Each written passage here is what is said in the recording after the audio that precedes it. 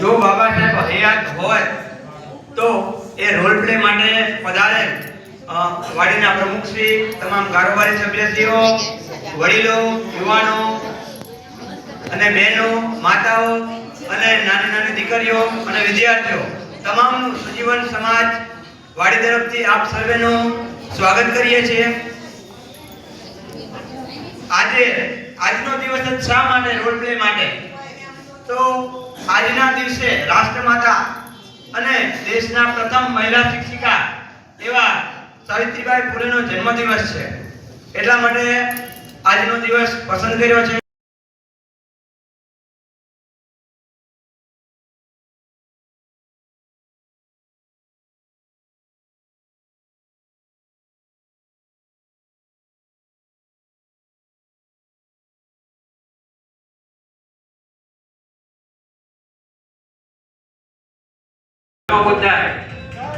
આપ સૌનું હું અમારી આ ચેનલ જેનું નામ છે જય ભીમ તક એમાં હાર્દિક સ્વાગત કરું છું। અને આપ સૌને ખબર છે કે આપણે સૌ આજે આ એક ખાસ ફંક્શન માટે ભેગા થયા છીએ જેનું નામ છે જો બાબા સાહેબ આજે હયાત હોત તો। મિત્રો, આપણે સૌ જાણીએ છીએ કે ગયા મહિને 6 ડિસેમ્બરે બાબા સાહેબનો પરિનિર્વાણ દિવસ હતો। આજે ભારતના પ્રથમ મહિલા શિક્ષિકા એવા સાવિત્રીબાઈ ફૂલે ભારતની પ્રથમ શિક્ષિકા 18મી સદીના અંધકાર યુગમાં પ્રકાશ ફેલાવવા મારે ઘણા અપમાનો સહન કરવા પડ્યા। કન્યાઓને ભણાવવા જ્યારે હું મારે શાળાએ જતી ત્યારે મહિલા વિરોધી અને જ્ઞાનીવાદી લોકો મારી ઉપર કાદવ ફેંકતા। મહિલાઓની જ દુશ્મન હતી। તો ક્યારેક ક્યારેક કલ્પનાઓ પણ સાચી પડે છે।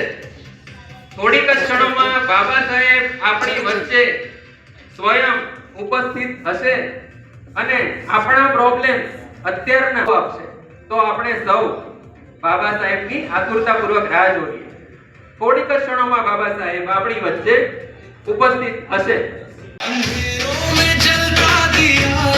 सच का सीधा रास्ता इंसान खड़ा हो गया जब पूरा देश था चुपचाप सा।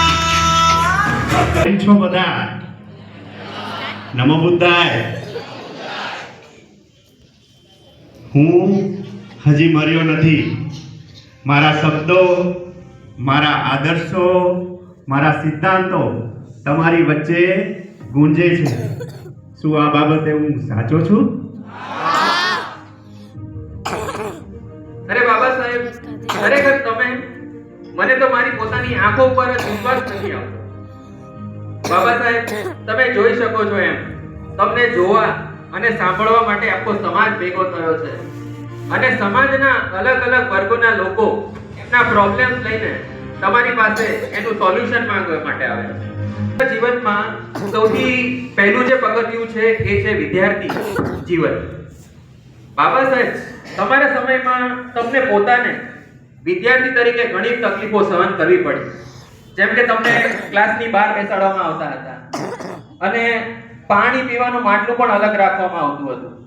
આજના વિદ્યાર્થીને કેટલાક પ્રોબ્લેમ્સ ફેસ કરવા પડે છે, તો સમાજના જ એવા એક વિદ્યાર્થીને આપણે એમના શું પ્રોબ્લેમ્સ છે એ સાંભળવા અને એનું સોલ્યુશન લાવવા માટે અહીંયા સ્ટેજ ઉપર બોલાવવામાં આવે છે। हर कोशिश में हो बार बार कर दरियाओं को आर पार आशाएं। બાબા સાહેબ, હું ખૂબ જ મહેનત કરું છું, પરંતુ સામાજિક ભેદભાવ અને આર્થિક મુશ્કેલીઓના પણ બાબા સાહેબ ક્યારેક સમાજના અન્ય વિદ્યાર્થીઓ અને લોકોના વર્તનના કારણે મારું મન અને હૃદય દુભાય છે। ત્યારે પણ મને કંઈ જીવનમાં સૂઝતું નથી કે વિદ્યાર્થી તરીકે આગળ હું શું કરું। સાચી વાત છે તમારી, પણ આ જે ભેદભાવ થાય છે એ ભેદભાવ એ અન્ય સમાજનો અહંકાર અને અંધકારનું એ પ્રતીક છે. પણ એનાથી આપણે તૂટવાની જરૂર નથી. આપણે એ પરિસ્થિતિમાંથી પ્રેરણા લેવાની છે. પણ કોઈ પણ પરિસ્થિતિમાં આપણું મગજ છે એ બંધ નથી કરી દેવાનું અને આગળ વધતું રહેવાનું છે અને સતત ને સતત વિચારી અને આપણે આગળ વધવાનું છે. 100% આપણે આપણા લક્ષ્ય સુધી હાંસલ કરીશું. બાબા સાહેબ, તમે જે આ મને માહિતી આપી એનાથી હું મારી મુશ્કેલીઓ અને સમસ્યાનું મને સમાધાન મળી ગયું છે અને હું પણ મારા જીવનમાં આગળ વધીશ અને હું કંઈક તમારી જેમ હું પણ આગળ વધવા પ્રયત્ન કરીશ. Thank you Baba Saheb. નમો બુદ્ધાય. નમો બુદ્ધાય.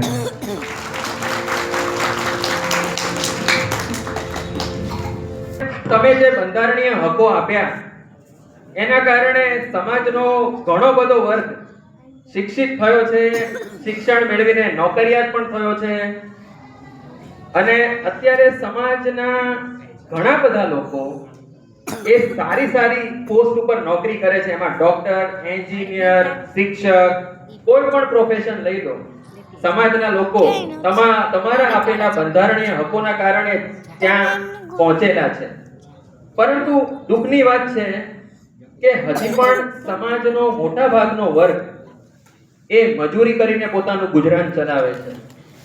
તો આપણા જ સમાજના એવા એક મજૂરી કામ કરતા આપણા એક ભાઈ, એને આપણે એમના શું પ્રોબ્લેમ છે એ સાંભળવા માટે સ્ટેજ ઉપર બોલાવી.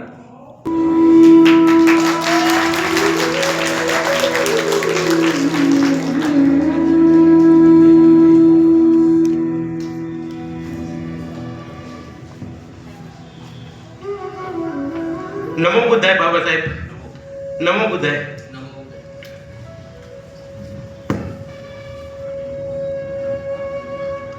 અરે આ શું?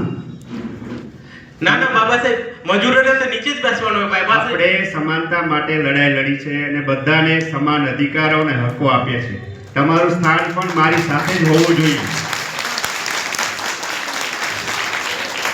બેસો.